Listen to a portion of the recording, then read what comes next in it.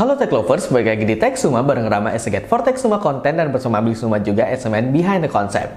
iPhone 14 sudah dirilis dan yang paling banyak dibicarain adalah iPhone 14 Pro ya. Dan dengan dirilisnya iPhone seri terbaru ini membuat iPhone seri yang lawas mengalami penurunan harga. Nah, salah satu yang mengalami penurunan harga adalah iPhone 11. Nah, iPhone 11 ini dirilis tahun 2019 lalu dan masih dijual yang barunya di iBox. Dan varian yang kita bawa kali ini adalah varian berwarna black dengan 64GB. Jika kalian ingin membelinya di iBox dengan yang versi baru, kalian bisa mendapatkannya di kisaran harga 7,3 jutaan. Dan untuk yang second, kalian bisa mendapatkannya di start harga 5 jutaan. Bisa dibilang, ini masih mendapatkan iOS terbaru yaitu iOS 16. Kira-kira dengan dirilisnya sudah 3 tahun lalu dan menggunakan iOS 16 yang kekinian banget, kira-kira apakah iPhone 11 masih layak untuk kita pakai? Yuk kita bahas!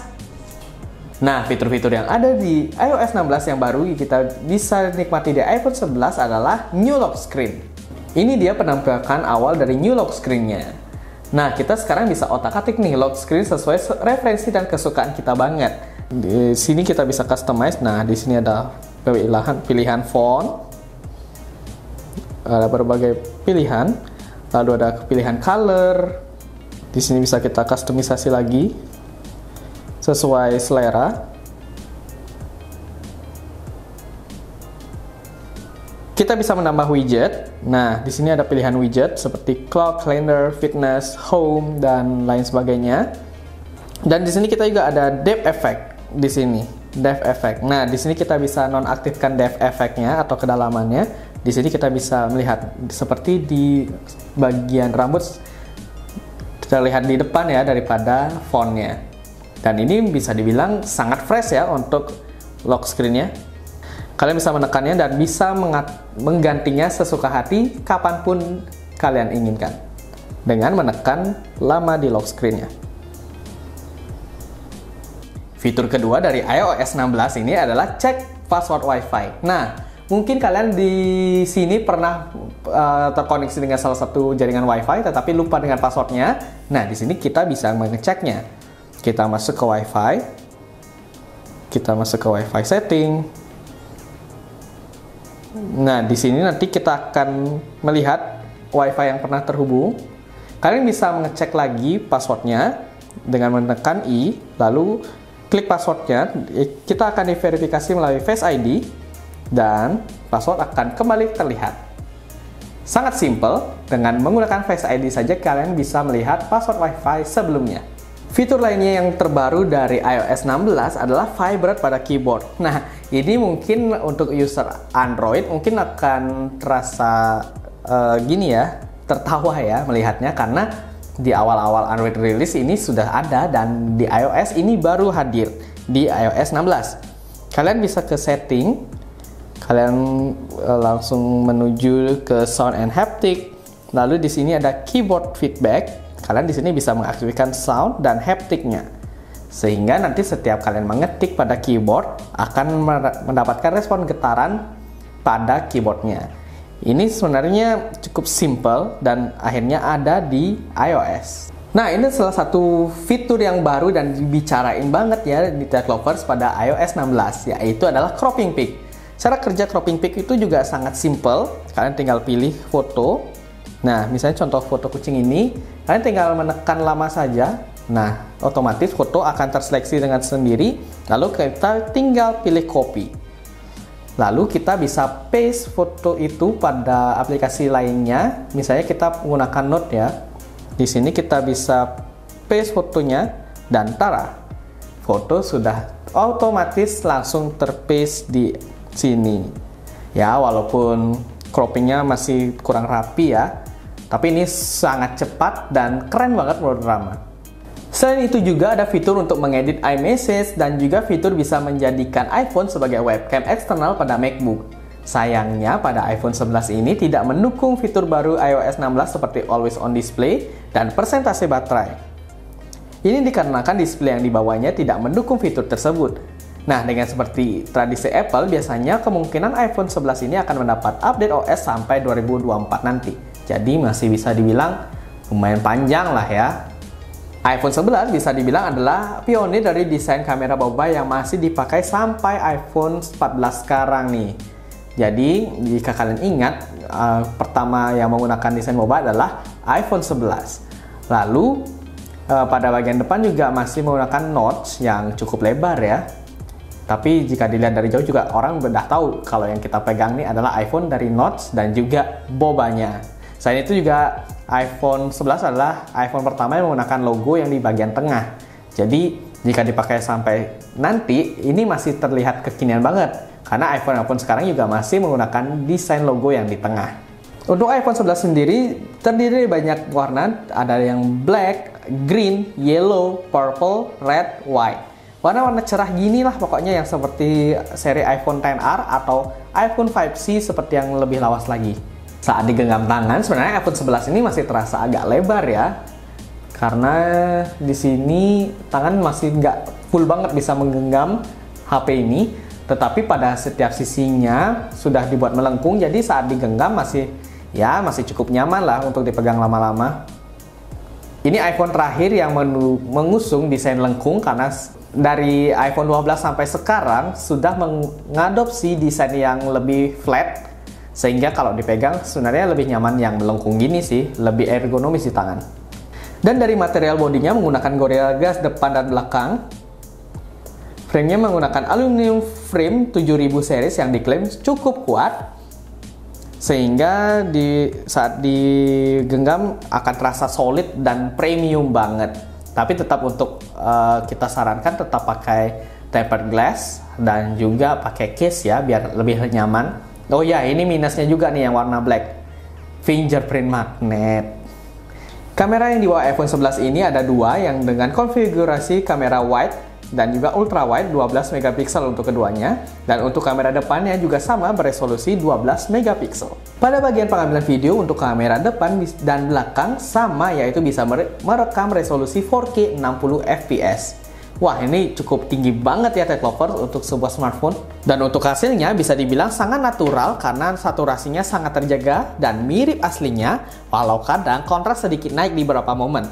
Untuk kalian yang suka eksperimen cocok nih, karena dengan warna yang natural yang dihasilkan bisa kalian edit atau utak-atik sesuai selera kalian. Dan pada lensa ultrawide juga menghasilkan gambar yang detail dan juga terjaga sehingga mirip dengan lensa utamanya.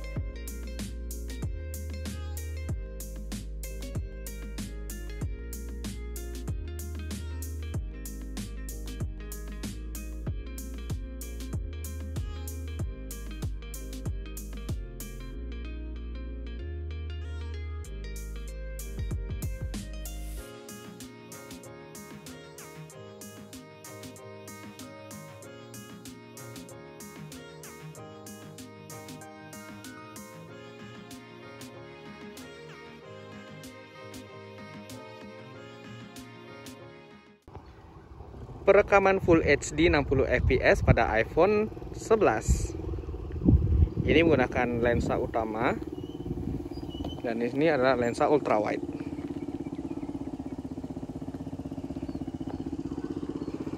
Kita cek autofocusnya.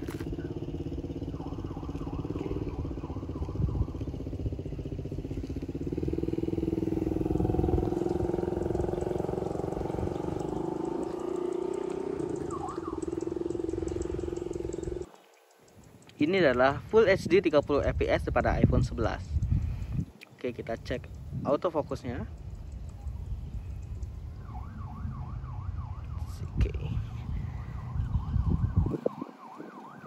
Dan ini adalah lensa ultrawide.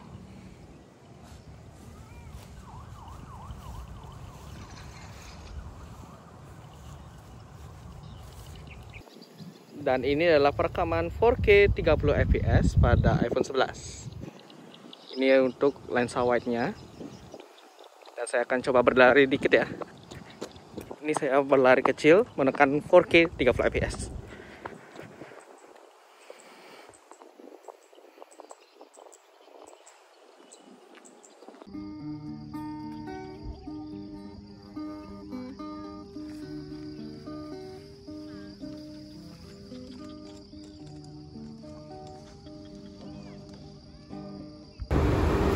Perekaman resolusi Full HD 60 fps pada iPhone 11. Bisa dilihat, ini adalah suasana malam di Canggu, Bali.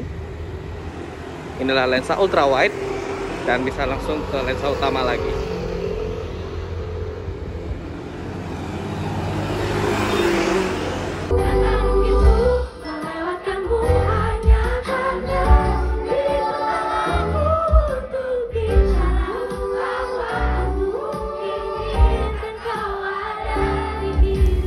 Untuk masalah display, iPhone 11 ini dinamai Apple dengan Liquid Retina IPS LCD dengan ukuran 6,1 inci yang beresolusi masih HD saja dan memiliki kecerahan 625 nits. Selama kita pakai memang terasa masih enak, layar cukup terang dan warna yang dihasilkan tergolong normal, tidak ada kenaikan saturasi yang begitu terasa.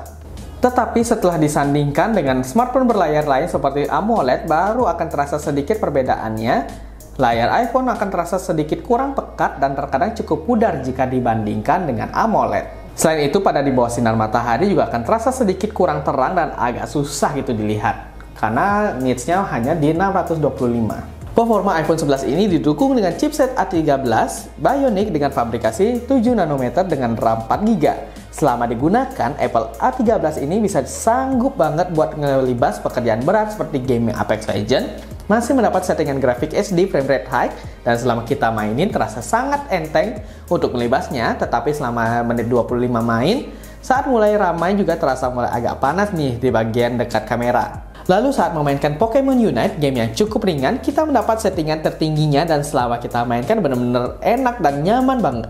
Frame rate juga masih terjaga dengan stabil hingga menit ke-30. Selain itu, kita juga pakai render video 4K 30 fps durasi 1 menit, memakan waktu sekitar 40 detik saja. Jadi bisa dibilang dengan menggunakan iOS terbaru yaitu iOS 16, ini masih sangat nyaman dan lancar banget. Baterai yang dibawa iPhone 11 ini sebesar 3110 mAh yang bisa dibilang cukup tinggi nih untuk sebuah HP dari brand Apple. Dan selama pemakaian, kita rata-rata mendapatkan screen on time di 8 jaman. Ini bisa bilang cukup hemat ya, dan kita sempat tes gaming yaitu Pokemon Unite selama 30 menit dengan settingan high menghabiskan 9%, dan Apex Legends di grafik HD frame rate high menghabiskan 15%. Selain itu, YouTube selama 1 jam, iPhone 11 ini mengambil daya sebanyak 14%. Impresi penggunaan baterai yang kita dapat dari iPhone 11 ini cukup baik dan bisa banget untuk kita andalkan karena cukup dicas sekali masih bisa bertahan seharian. Untuk pengisian dayanya, iPhone 11 ini mendukung kecepatan sebesar 18 watt yang masih cukup cepat lah ya.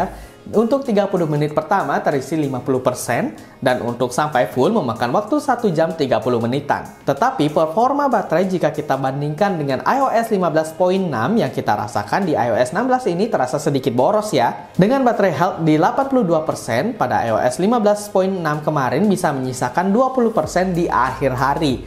Beda dengan iOS 16, saat kita gunakan seharian, itu sangat mepet di akhir hari sekitar 4-5% saja. Setelah kita update ke iOS 16, iPhone 11 ini masih terasa kencang dan masih bisa banget untuk melibas game-game berat ataupun aplikasi berat zaman sekarang. Dan setelah kita update juga, kita masih merasakan fresh banget nih untuk kita gunakan iPhone 11. Selain itu, nggak ada stutter banget yang kita rasakan saat penggunaannya. Hanya saja di beberapa fitur di iOS 16 masih tidak bisa kita rasakan di iPhone 11 seperti di Always On display-nya.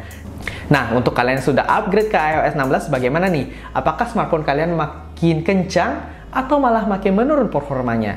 Drop tanggapan kalian di kolom komentar ya. Nah, ada juga nih sedikit catatan untuk kalian jika ingin kalian meminang iPhone 11 sekarang, yaitu seperti daya chargingnya yang masih 18 watt saja. Jadi ini nggak sekencang Android kebanyakan, dan juga untuk harga di 7 jutaan ya versi barunya, kalian hanya masih mendapatkan resolusi HD pada displaynya. Tapi selebihnya seperti performa, baterai, dan kamera, ini masih bisa banget untuk kalian pakai sampai 2024 nanti. Terima kasih sudah menonton video ini sampai selesai, dan jika kalian tertarik pada iPhone 11, kalian bisa cek linknya di description box di bawah. Akhir kata, bye dan see you next time.